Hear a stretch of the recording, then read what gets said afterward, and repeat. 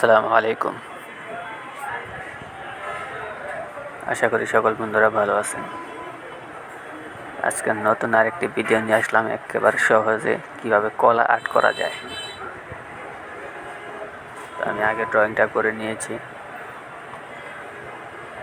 দেখতে থাকুন।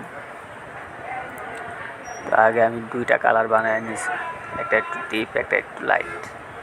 ডিপ কালারটা নিচে থাকবে, উপরে যেটা গ্লেজ থাকে কলার, সেটা আমি আলাদা করে ভাগ করে নিয়েছি আপনাদের বোঝার জন্য।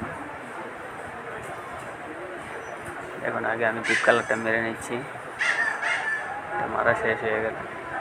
তো হলুদটা দিয়ে ওটা দিয়ে একটু ব্যানিশ করে দিলেই সুন্দরভাবে কলাটা বোঝা যাবে। তো বন্ধুরা, যে সকল বন্ধুরা আমার ভিডিওটি ভালোবাসেন এবং দেখতেছেন, বেশিরভাগ নন ফলোয়ার লোক, তো আমি চাই আমার ভিডিওটি যারাই দেখেন অবশ্যই আমাকে ফলো করে পাশে থাকুন। তো বন্ধুরা, ভিডিওটি দেখতে থাকুন। ধন্যবাদ।